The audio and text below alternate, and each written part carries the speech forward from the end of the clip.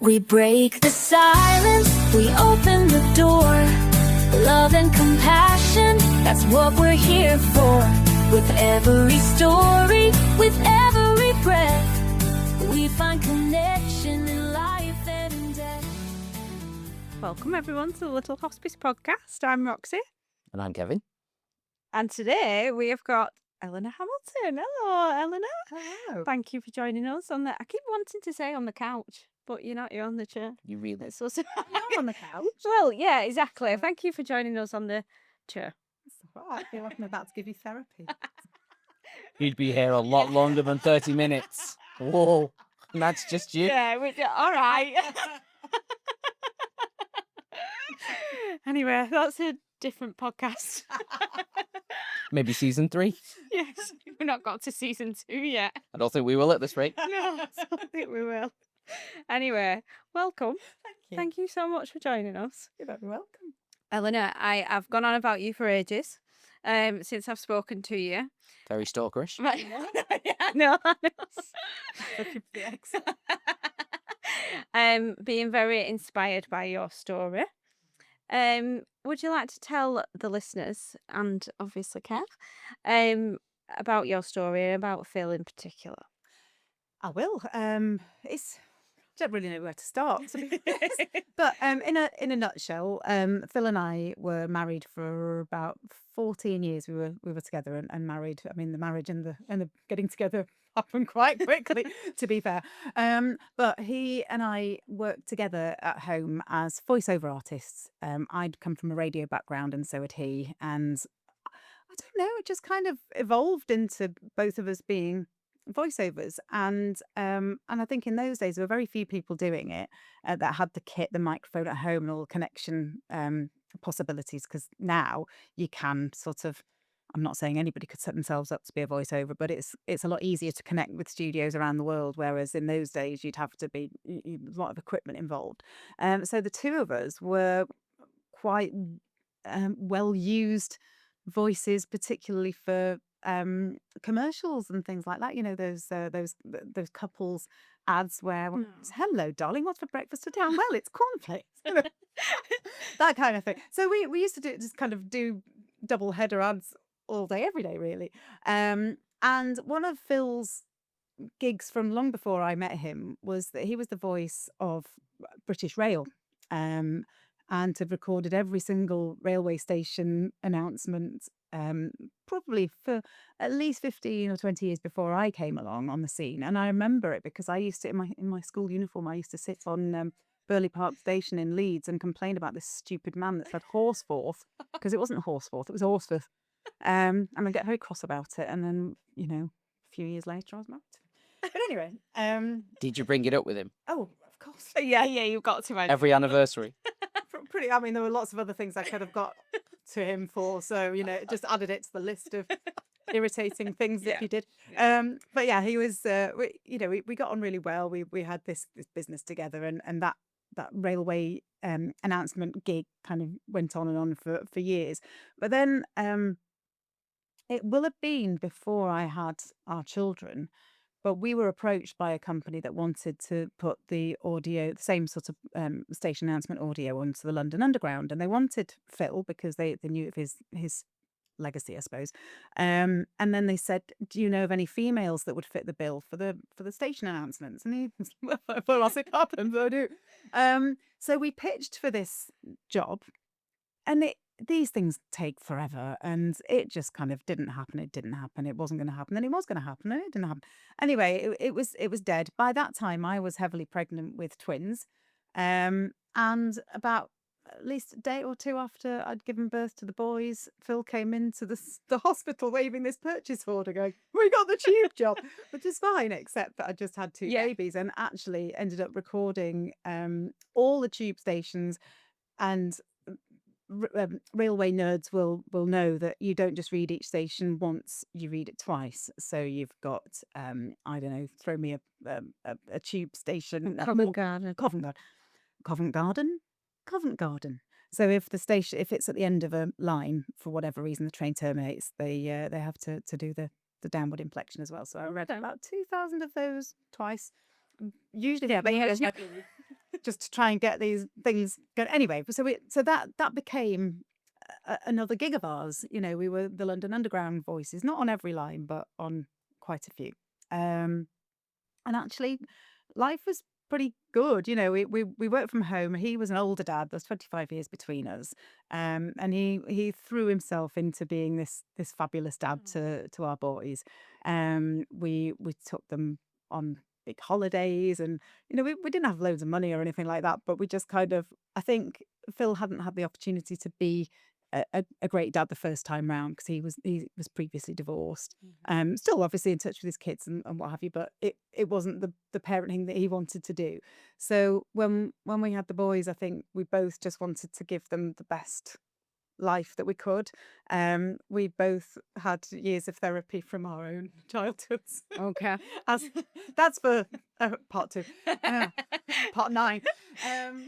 But so we kind of we knew of it. We knew all of it. We were going to be the best parents ever because we were not going to mess up our children. You knew what not to do. What not to do. And so we'd said we didn't have the funds to send them to private school anyway, but we kind of said we don't want to send them to private school, but any money that we might have had for that, we're going to take them traveling. And so we went to Thailand and South Africa. And Wow. What an Part of experience. the reason was because we were self-employed. Nothing happens over Christmas. You know, once everyone's got their final Christmas commercials out of the way and they've got the January sales lined up, you've pretty much got the whole of the Christmas period not working. So it made more sense for us to do our big family holiday over Christmas. Plus, we've got family that it just pisses off. So it's like, if we just get out of the country, you lot can look after yourselves. Very well. And that's what we did for a few years, and it was lovely. I mean, as a strange aside, really, I keep saying to my boys who are 20 now, you know, go traveling, just go and see the world. And like, we've seen everything. We'd rather stay in Bolton. So that backfired. One of them did go to Australia. Really? I know. I mean, in fairness, neither of them want to stay in Bolton, but it was kind of like they haven't got that real desire to travel in the way that I did when I was a kid, because we just went Euro camping and it was fine. Yeah. We didn't go that far. So to me, even now, I've still not been to Australia, and it just seems like, you know, I'd love to go there because it's just so far away. But for them, they're kind of like, yeah, Vietnam, been there, done that, whatever, you know. That's amazing though, isn't it? Yeah, well, yeah, but I was hoping they'd be a bit more grateful. Anyway, whatever.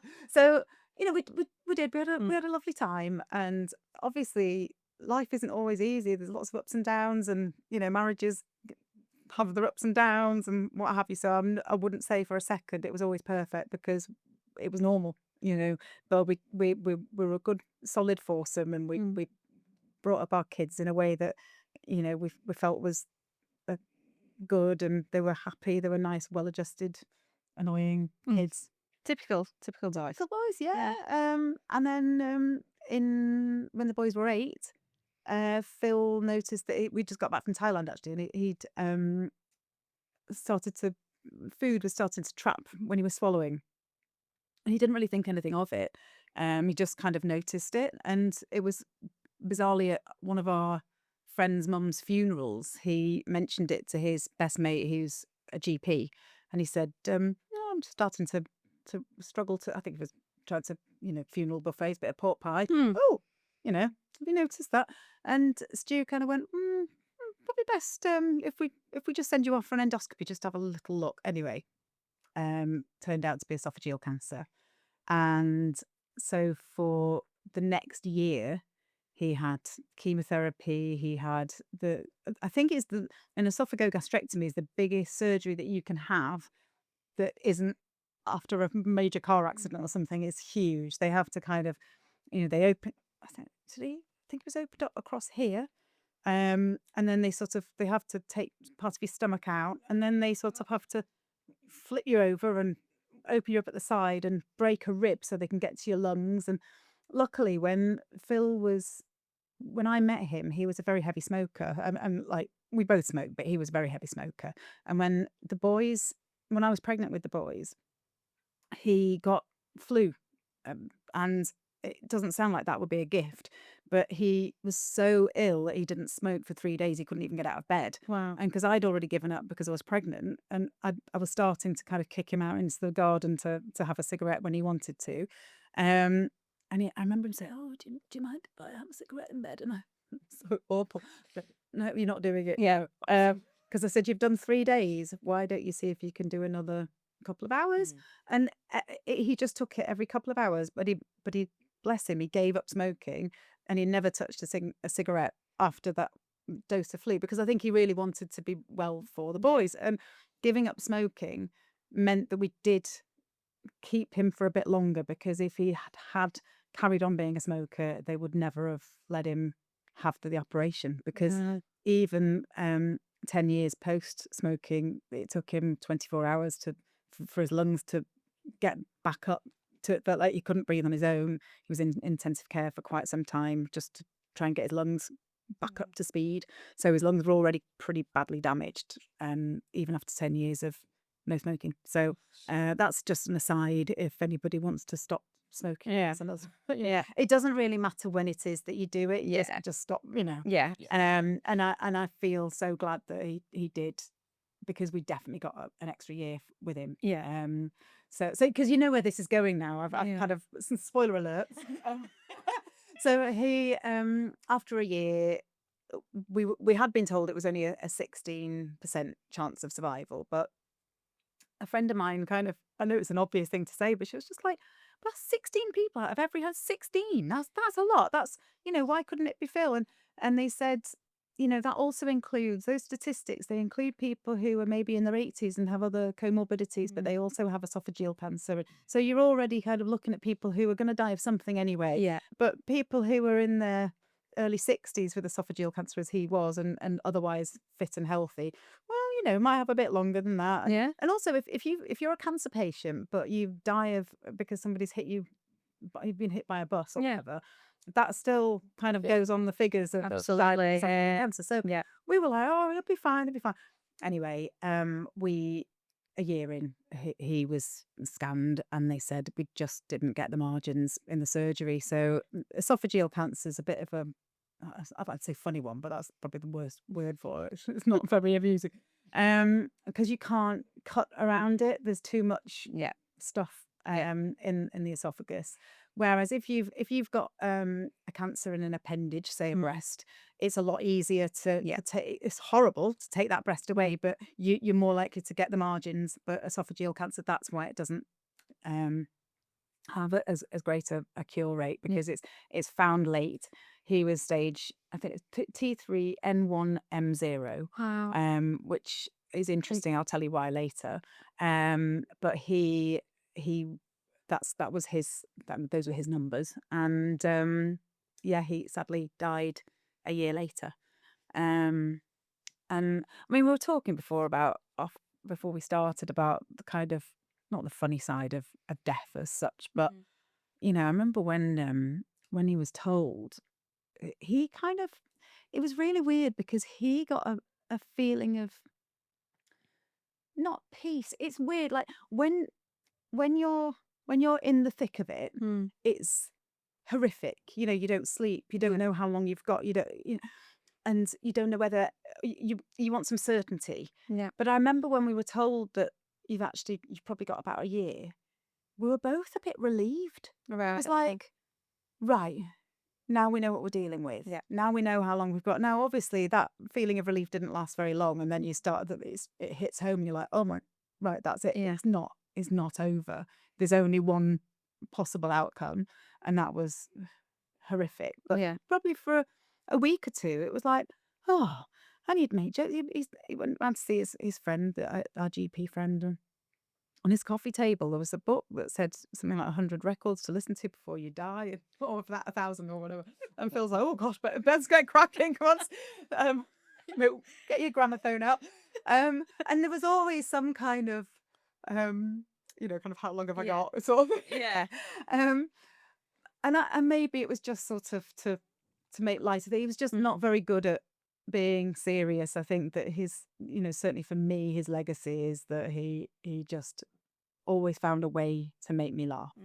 And he, when he did get the I suppose he did get the death that he wanted. He was treated at the Christie in Manchester, on and off, and also Bolton. I mean, we did the tour of all the local hospitals, as you do, don't you?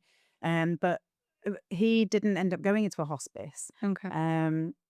But on the week, well, 2 weeks before he died, when he'd gone into the Christie for something, and then they kind of scanned him again, and they called me in, and said, "Oh, can you get into the hospital quite quickly?" And I thought, you just know, Yeah. don't you, that something's gonna some shit's gonna go down. Yeah, absolutely. Yeah. So I sort of raced into to the Christie, and they said, "Yeah, it's everywhere. And he said, "Well, how long have I got?" And they said, "Well, probably about 2 weeks." Wow. And he said, "Right, hold on. That bag for life would be an unwise investment at this point, wouldn't it?" Honestly, I'll never forget you telling me that, But every time I go to the Yeah. supermarket, and every time I see the little bags for life, and I think, "Hello, Phil." It's You know, it's and left it's- a lasting mark Yeah. like for like. Absolutely. And in fairness, he had the death that he wanted. We brought him home. It took a few days for things like the bed to be delivered and whatever. And actually, we live in Bolton, and so Bolton Hospice came to look after him, but they couldn't come until what happened to be the last day of his life. And the reason why was because they'd had an outbreak of norovirus in the hospice, wow. which was a real shame. And so we had district nurses, and Yeah. it was I just remember things like, practical stuff that I just found completely surreal. Like when he fell out of his bed, it didn't have the cot sides up or something, and he fell out of bed in the night, and I was sleeping on the sofa, and he was on this bed in the sitting room, and boys were obviously upstairs going to school every day. They were in year 6 at primary school. Oh my God. And I remember he fell out of bed, and I called an ambulance, no, did I call the I can't remember, but basically somebody had said if the ambulance comes, they'll take him into hospital and he won't come out. And he's got a DNR. And I remember the doctor, his friend, asking him, "Mate, what do we do? We're gonna have to put something on your file." Yeah. And he was like, "Yeah, I don't want to be resuscitated." And he was quiet. And I just thought it was, for me, it was horrific. Yeah, absolutely. And there were certain little key moments, like when the syringe driver went in, and I remember Phil being very resistant to it, while his mind, he was in full, he was completely compos mentis for a while, and he was like, "No, I don't think I need that at the moment," because we knew I suppose, having had quite a few medical friends as well, we knew Yeah. the one-way streets of certain things. Yeah. And that was one, and in the end, his mind started to go, and Right, he started okay. to, I mean, I've still got little things that he was writing down about his, what drugs he needed to take, and he was very confused about things, and he was super, super intelligent. I've still yet to meet somebody that has a mind like Phil. And actually, when he died, that was one of the things I just thought, where's his mind gone? Where's that? Yeah. But he started to find it difficult to spell things, and I remember him writing down you need to take lorazepam to take the edge off his anxiety, and or to help him to get to sleep. And I remember writing lorazepam. Oh God, he wouldn't want to. That isn't how he would want to be remembered. He would want to be remembered as somebody with beautiful handwriting and an amazing mind. And but the hospice did come on the last day. They were able to come, and it was funny because we had his I was just sitting there with him. I just sat, and we cuddled, and he just slept on his last day. But the hospice came, and they got him clean, and they put him in a really nice bright t-shirt. He always wore sort of jolly t-shirts or shirts, and I think they got him ready. It was we didn't know if it was going to be today or tomorrow or the day after, but the fact that he was clean and fresh, and I think they'd maybe cleaned his teeth and stuff. I went out the room while they did what they needed to do, but they just stressed him. Yes. And made him comfy. And the boys came back from school that night, and Stu, our GP friend, popped in after surgery, and he started to die. And then he probably 40 minutes, an hour or so. He was just sort of grey with his head on the side. And I remember my son, Ben, he was 10 at the time. Well, they were twins, they were 10.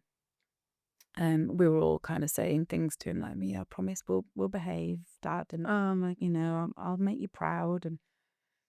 And they didn't always do it. But that was the idea. And then just I had his iPod on shuffle because he'd been a DJ over the years of his life. He'd been on Piccadilly Radio and stuff like that. And the music was a massive part of his life. He loved music. He always did, and he had his iPod just full of all his favourite songs. I'm gonna go back 10 years. It was an iPod. And the iPod. yeah. And I remember my son Ben kind of going, I think it's a bit disrespectful of us to be playing pop music.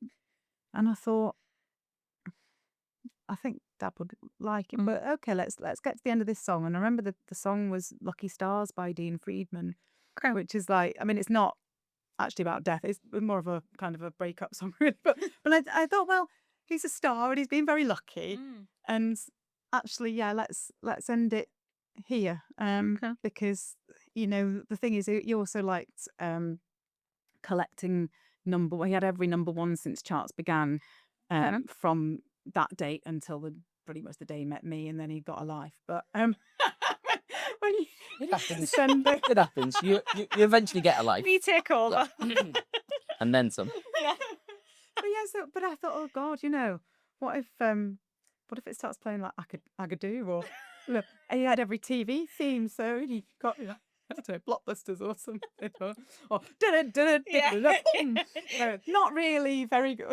He'd probably find it. I was just going to say, you probably find that hilarious though, by the sound of it. When the song ended, I just thought, let's just fade this out, and then we know that's the last song he heard, and then he'd been to see Dean Friedman in Edinburgh, and so and he'd interviewed him on the radio. So I think that was the song for him to go out on. He'd be okay with that. And yeah, after a while, he died, and it was bizarre and loving, and it was. I'll never forget it. No. But it was also weird. Like his best friend, who's been a GP for so long, and he's certified many, many deaths, and he just looked at me and he said, I can't do it. I'm not, and he rang the surgery and got one of his colleagues to come, because Yeah. I think it's funny, isn't it? Once they've gone, they really have, like, the room does feel empty. Yeah. Utterly bizarre. Yeah. You can't explain that to people either. Like, obviously we have loads of sad conversations on a day-to-day basis, but you can't describe that feeling, what people are gonna get. And people do always talk about, like, what is a good death. And that sounds like Phil had obviously talked about what he wanted. Obviously was quite open and jokey about things, and having the boys there as well, like, people always ask us them sort of questions and always say, I think should a lot my of people kids are be apprehensive about bringing the children into it, but definitely. it can have a positive effect. Yeah. Because at what point do you think to your children, how do you explain death? Yeah. And sometimes it comes out of the blue. Whereas if they're a part of that process, I think it makes processing it easier. Yeah. Or maybe easy is not the right word, but it allows them to process it in their own way Yeah. with the support behind them. Yes. There's no right or wrong No, way to there's not. do any of it. Is that it's not like you've done it before, you don't get a trial run, like, literally. Yeah. It's just whatever Phil would have wanted or whatever the patient wanted. That's that. You know your family unit. You know that cohesion and what works and Yeah. what doesn't. Yeah, So absolutely. we were, like I said before, we were a close family in that sense. We were like this little foursome, little team, and the problem that we had was that Phil was put on a trial, and maybe 6 months, about 4 months before he died. I remember it was just over Christmas. They had to give him a scan. So we had Christmas where we were just like, is he going to get on this trial? Is he not? And so the last Christmas had been awful because it was cancer city, and then this was definitely Phil's last Christmas. But at the same time, we didn't know whether we were going to have a bit longer with him or whatever. Anyway, the trial, he was really hoping for the immunotherapy, but he didn't get it. He got kind of put onto the chemo side. But on the other hand, we knew that the chemo worked because it had shrunk the tumours a bit before, so we might get a bit longer with him. And at one point during that trial, the doctor, his oncologist, said, actually, we think it's working quite well. We think you could have another year or so. So we were delighted, obviously, and we went and told the boys, who were like, "That's great," because you hold on to hope, don't you? You push it from till the very end, and you think, well, as long as this chemo's working, they've got time to find new treatments, and so you never know. If I can make it to the next year, then there'll be something else that comes along that I can I can have. And we'll just I'll stay alive forever. And so we told the boys, well, Daddy's got possibly another year. This is great. I'm so happy. But then he went into hospital within 2 or 3 weeks, and they found something like his lungs were just full of cancer, and they hadn't spotted it, or I don't really know. Anyway, he died within a few weeks of that. And the boys were always, I think we always not felt they'd been like, we'd kept them updated every step of the way. We'd told them the truth all the time, even if it wasn't nice to hear, because everybody said it's not going to change whether he dies or not.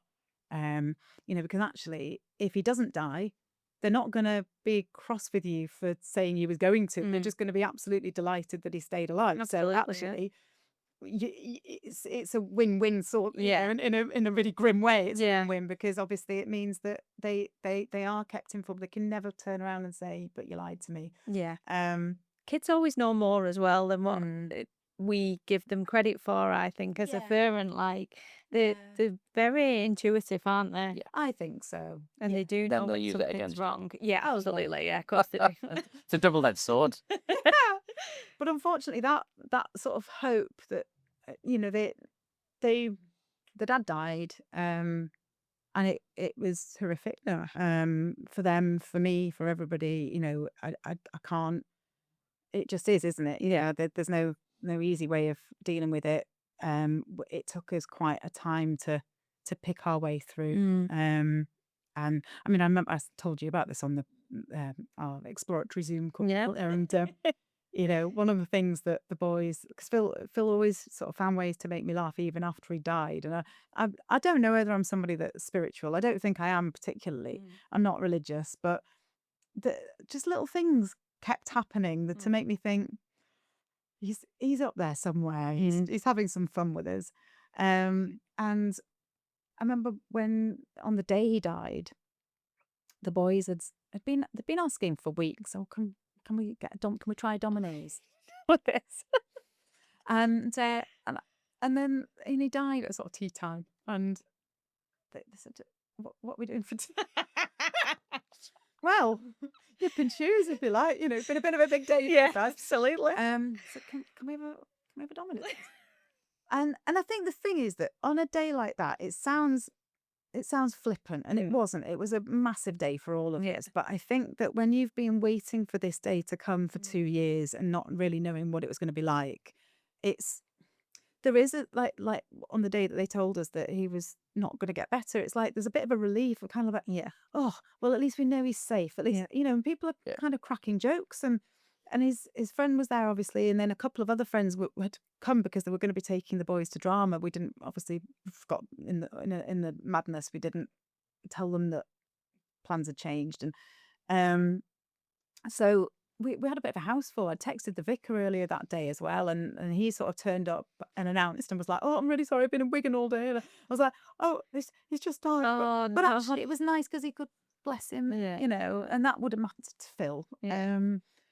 So it was all fine. It was a bit of a melee of people, but it was kind of a very busy house, as he would have wanted, and there was just like about 8 of us in the house, and I'm thinking, well, you can go to Chippy if that's what you still have a Domino's. And so we sort of ordered this Domino's while we're waiting for the undertakers to come, and then as the Willie fell out in a body bag, little Domino's guy in Domino's is headed in. and a veggie volcano. Just swap them over. And oh god. So That sounds like the most Phil thing ever. It really does. It's like it was designed to happen that way. Absolutely, yeah. Like you say, he's definitely having a laugh with you there, isn't he? and so I was talking before about the way this kind of did mess up my children. This kind of this year. Oh, daddy's got a year. Oh, sorry, no, daddy's going to be dying in the next couple of weeks. And because within 4 months of Phil's death, we were just starting to kind of get to some kind of pattern of this is our A new normal. norm. I hate that phrase, but we had a new norm. Yeah. And they were. It was the summer holidays. They'd just finished year 6 at their little primary school where the dad was a governor, and it was quite a close knit little community. And they were going off into big school in the September. In that short period between finishing year 7 and year 6 and year 7, I was diagnosed with breast cancer. So it's not funny. God. And I'd been to see our GP friend, and he said, the likelihood is it's nothing. He said, lightning doesn't strike twice. In 30 odd years of general practice, I've never seen, one of the husband die from cancer and then the wife get it. Yeah. So it's probably nothing. Plus, I was only 37. The statistics were not in cancer's favour really for me. Nonetheless, I still managed to have it. And originally they thought it was quite small and it was very easily treatable. And it was only when they did the surgery that it was like, oh no, it's actually massive. And same numbers, T3, N1, M0. Oh my God. Yeah. So, and that's why, Phil didn't make it because he was, his was in a difficult place. Yeah. And mine was in my breast, and I had in the end, they had to give me a mastectomy. So for probably 2 years, so I had the mastectomy, I had wide local excision, then mastectomy, then chemo, then radio, and then a couple of years later, everything settled down, and I was able to go in for the reconstruction. So they take your tummy fat and put it up here. God, the fear though, knowing that it was the same grade effectively. God. And I think that's where it was horrific for the boys because they will say, they're 20 now, and they'll say to me, yeah, Dad's death was awful, but to then have to deal with you going through exactly the same treatment, the hair loss and the nausea, and on my own, and not being able to say, do you know what, you can still, there's somebody like grandma or moving. We had no relatives nearby, so we kind of had to say to their godparents, or would you come take the boys if anything happens to them? They said they would, but I don't think they really wanted to. Do you know what I mean? Okay, would. So they had no certainty of what was going to happen, and that really affected them. They both had problems at school, not massive problems. One of them turns out is autistic, and we didn't know. We just thought it was a knobhead. Must been a typical boy. So ended up moving them into different schools, and then we went into lockdown, and it was just all a bit of their teenage years were really, really hard. Oh my God. Um, Whilst you're trying to navigate chemo. yeah, I mean, they didn't go into the new schools till after the chemo, but it was still like, Oh my God. I don't know. I don't know how but I remember, another thing that Phil sent from heaven was everybody kept saying to me, oh, look out for feathers. If you see feathers, he's with you. Oh, okay. Didn't see any feathers. I couldn't find any feathers. And I think I was on the way back from a really important hospital appointment. It may even have been the day that they told me I had cancer. I can't remember. But it was a big day. And I just wanted a sign. And I wanted some feathers. Yeah. And I got home, and there was the outline. We have a big, arch window above our front door, and just above the front door there was the outline of a pigeon. A pigeon on the floor. Again, Oh my exactly what Phil would have done. Yeah, it was never going to be a feather, was it? No. I was expecting then it was a chicken with some extra fur on or something. Took it out of the fridge, but no, that is perfect. Yeah. Absolutely perfect. Cheers, Phil. Thanks for that. Well, you asked for a feather. And you get a pigeon. Yeah, absolutely. Oh my God. But you must have thought in that moment, finally, Yeah. that's what I needed. Things are going to be okay, even though they don't feel okay. Yeah, I just felt like he's with me, and even though he can't be. And in fact, I kept before he died, he got rid of his record collection because he said, I don't want to lumber you with this because you'll never get rid of it if I don't sell it. So I went through and I picked out a few that mattered to me, in some way, maybe some of our songs or whatever. So I just had a small collection of records. And when I was feeling really low, I used to go to the records and just pick one out and see what it would say. And I remember very early on after he died, I went with a group of school mums to go and watch Mamma Mia in Manchester. And it's set around this little Greek island, as you probably know. And our last holiday as a family had been island hopping around Greece. And I just saw this little blue door and the white step, and I just sobbed all the way through Act 1, partly because there were these old biddies behind me singing badly along to the, and I just thought, I know what Phil would be saying about these women, and it just was, I just wished that he was with me, and he wasn't, and it was horrific. Anyway, and there's like people passing tissues down the aisle and stuff. And I went home and just went into my studio where I kept the records and pulled one out, and it was Mamma Mia. And it was one that he'd DJ'd with in the 70s, and it said Phil Sayer, and it had his little, he'd put his name on it. And so I framed that, it's on the wall. And another one that's framed is after I came back from a hospital appointment. So before I went to a hospital appointment, I pulled one out and it said something, I can't remember, like Pink Harry Glitter or someone really inappropriate. But the song was called I Would If I Could, But I Can't. I was like, I know. And then I went back to the records again. And it was a comedy record called Dolly Parton's Tits. Oh. Would have loved that one too. Yeah, absolutely. And I just thought of all the, just take, bye. Take the piss out of me. Do whatever you want. Yeah, I feel like that's exactly what he's doing, isn't it? Yeah. Do you feel like you get any signs from him now? Less so. Okay. And I think, I don't know, it's because, so this comes in up in, I know you know this story because it comes up in my own podcast, but it's just such an interesting story. One of the things that Phil was really keen for was for me to know that although it had been, we'd had a lovely marriage, we had lovely children, he didn't want me to be on my own forever. And he said, and he kind of said, I want you to move on. He said, after a suitable period of mourning, of course. Absolutely, yeah. So, and once I'd had all my treatment, I took the boys on a cruise that summer, so after they'd finished year 7, because they'd said you can't really fly after chemo, but we wanted to go on a holiday, and so it's not an end to all of it. And while we were on this cruise, there was this guy on the cruise that was, he was a like an Arabian oil sheikh or something, and he just sat there all the time drinking. Is it Louis XIV whiskey? It's like £500 a shot or whatever. And he just kept ordering this whiskey, and my boys were like trying to set me up with it. And obviously nothing happened. Yeah. I didn't get, but the boys were like, Mum, we really, really want you to meet, because you're crying all the time. And after the cruise, we decided to set me up on eHarmony. Okay. And we did it together.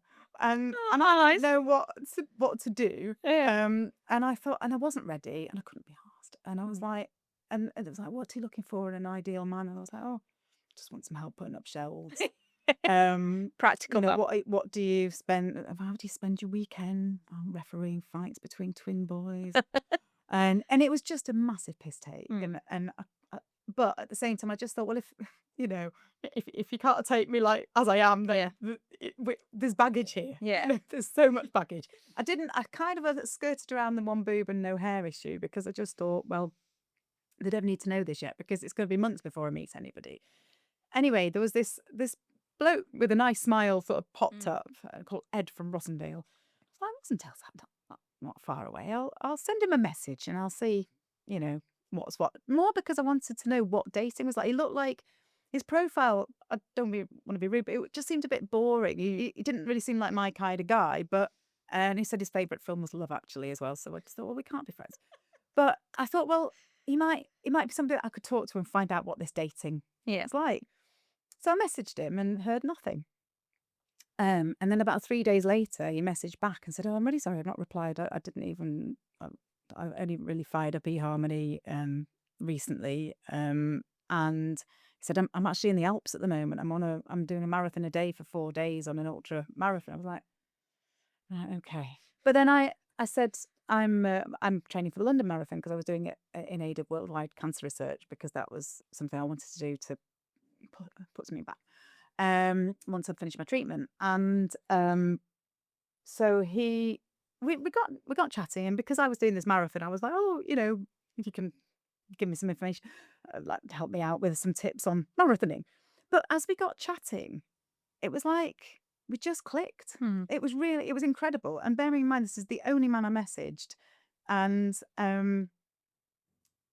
he, we, I don't know, we just straight away it just felt right. And to cut a long story short, it's our third wedding anniversary tomorrow, or the day after Wednesday. You Congratulations. didn't end up with a stalker or one that got murdered and wore your skin. Well, yeah. The funny thing was, the reason why we were kind of interested, like we found this was a bit spooky, was because he said, I told him about Phil, and he said, that was really weird because I remember when Phil's death hit the news, because that was something that happened that we were not expecting. It made international news when Phil died because he was the voice of Mind the Gap on the Underground. It still is on many lines. And I think that, there was something about that story that just grabbed the interest of the nation. And Ed said, well, I remember reading about that, and I read it on every single news channel. I just thought it was, I think maybe because he was local, or because Ed works in London through the week or whatever. He couldn't work it out, but he was just really attached to this story, really, really interested in it. And then just kind of thought nothing of it. And then, within a month or so, his own marriage had ended.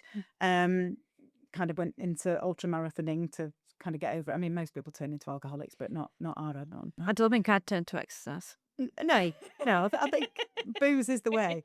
I mean, I was probably quite lucky having chemo that I couldn't become an alcoholic. So maybe chemo saved me. You never know. But anyway, so we got together and we've taken it really slowly. We have 5 kids between us, and we'd always felt a little bit like it was a bit almost heaven sent kind of thing, because it was just nice. The boys got on with him from the start. Obviously still miss the dad. We still talk about Phil all the time. And what I love about Ed more than anything is that he sees Phil as a legend. He doesn't want me to, like, I think I'd find it quite hard if he'd had a wife that had died, if she was still canonized by the rest of the family in the way that Phil is in our family. I'd probably find it a bit hard. Yeah. I mean, I don't think I'd be jealous, but I'd still be a bit. But he just wants to know more about him. He's very keen to make sure that he carries on with the job that Phil wants to do, and make sure the boys are loved and looked after. He sees them very much as 2 of his 5. So that's all. Like, I couldn't have found something better, really. But once when on the day that Phil, when I'm trying to track back, when I finished my treatment, we decided to inter Phil's ashes in the churchyard of the church where we got married, which is just down the road from where we live. And I was, probably still bald, still grieving, still miserable, but I just wanted to kind of put an end to that chapter. I mean, I've kept some of his ashes, but we felt like he's got to go in there at some point. The graveyard's filling up. I know Phil wanted to be in there, and we, all the old biddies from the choir kept dying, so we were like, right, we need to get our slot. So we interred his ashes on this Sunday morning, and I carried them in a bag for life to the church with the boys. That's brilliant. Parked in the car park of the pub over the road. And anyway, about a year or so, well, it must have been a year. I'd not met Ed at this point, obviously. This is a few weeks before we started on the whole dating thing. This was July. It was our wedding anniversary, our 14th wedding anniversary, I think, or 15th. So the date was significant. We decided to do it on that day. So about a year and a half later, I'm sitting in my car waiting for one of my kids to get off a bus or something, and I'm scrolling through Strava, which is like the athlete's Facebook thing, because I thought I want to know what date it was that Ed and I first communicated with each other, and his run to through the Alps will be on Strava, so at least I'll be able to kind of work out what day it was. And I found these runs, and I was like, oh, okay, yep, okay, so it must have been about 10th of September, something like that. And for some reason, because my kids still hadn't got off the bus, I was still and I saw this little map that was exactly the same map as the map from Ed's house to my house. But it was back in July, 27th, 28th of July, when it happened. And I know the map because I was marathon training at the time. So I'd quite often on a weekend run from my house to Ed's house and then stop for some reason or another. The food. And then Fuel. yeah. And so I recognised this map, and I couldn't work out, like, why would he have gone from his house to my house? And it wasn't. It was his house to the Crofters car park, the pub down the road from me. And I remembered him saying that he had a date there when he'd started dating back in July, because she'd lived maybe 10 miles in that direction. He lived 10 miles in that direction. So they decided that they'd meet halfway, and it just so happened to be at the Crofters pub, which is just over the road from where Phil's ashes are buried and where we'd had his funeral wake. And I looked at the time. It was a cycle. So he'd obviously gone from his house to the Crofters car park to pick up his car after this date. And he arrived in the car park at the same time that I was there with my husband in a bag for life and my 2 small children to walk over the road to bury him. Honestly. So we've crossed, Yeah. been in the same place at the same time, but neither of us were ready. And yeah. The stars aligned, Yeah. didn't they? Yeah. I know when you talked about that on your podcast, like you can feel the goosebumps Yeah. because it's just like, oh my God, it's like it is meant to be. Yeah. I know. And who knows? I mean, it might be absolute nonsense. It might be that he is just dead. We don't know. But I like to think that it's got me through so many hard times, knowing that he might be around or he's made me smile. And I think the hardest thing when you're grieving is you carry their grief as well, especially when you're bringing up children. Ah, yeah. Because every time the boys achieved something or didn't achieve something, every time they were little bastards, and you just think, oh, Yeah. you know, I've been to his grave many times and shouted at him, you know, as well, like, Well deserved. Yeah, absolutely. Yeah, definitely. and it's all those, you know, just when one of them flashes that great big smile, or when they got the GCSE results, or you know, when Alex got his first job at the airport, and when they lost their job, when one of them got banned from driving, you know, all of those things, yeah. you just Such a roller coaster. Yeah. Yeah. But you feel like you've been robbed then, don't you? You've obviously been robbed as that time as a family unit, even though you sound like you've got a lovely setup now. yeah. It's difficult because Phil should be here to see all the He should. milestones. And actually, much as I adore my husband and my stepchildren, they are brilliant. They're all brilliant, but they're not. His 2 boys are living the life in my house, because we didn't end up moving house because he sold his house and then we kind of moved in with us, and we were going to sell mine once we'd all kind of taken stock, but they've all just kind of settled in, so we've not moved yet. But I see his little boys growing up in the way that I wanted my children to grow up. And Yeah. actually, when the youngest, his eldest boy turned 8, which was the age Yeah. my 2 were when the dad got poorly, I remember thinking, this is what I could have had. Yeah, absolutely. And so it's not their fault, and I would never make their lives difficult on the basis that but it is constant mirroring. Yeah. This is what your Yeah. boys should have had, and they didn't have it. But do you know what? They are brilliant big brothers, and they've benefited hugely from having these 2 little boys and the big sister in their life. And it's not always been easy. No. And sometimes I do feel alone, because even though obviously Ed's amazing, but his children have mums, and he has 3 children, 2 ex-wives. I mean, I always go for 48 and twice divorced. Okay. That's my type. That's what Phil was, and that's what Ed was. Did you put that on your e-harmony? No, Well. but Ed was looking for a blonde with big tits, so that was a problem. Because I bawled with one boob from our first day. You ever quite get what you want? He did say to me, he said, "Well, I've always gone for blondes with big tits." And I said, "Oh, well, how's that good out for you?" It works. There was marriage in his future. Absolutely. No, honestly, thank you so much for talking to us today. It's actually been fantastic to listen. Yeah. Obviously, you as you said, you've listened to the podcast quite a lot. I just sound I like a hadn't. stalker. I hadn't. For me, it was that first, and it's just. But when you say about looking for things, it's connection. We're human. We're looking for those connections, and I think it's important to think like that because that's your hope. It's how you're dealing, and we shouldn't stop that. Even if it's been 10, 20 years, we should still be looking for that connection, whether it's with other humans or things that happen to us every day that remind us of the past. It's important. But then equally, I think it, as you've just sort of alluded to, grief doesn't have a timeline, does it? Like, No. you know, you in years to come, so when the boys get married, things like that, there's still going to be times where maybe you do feel angry and or bitter or jealous of somebody else's situation.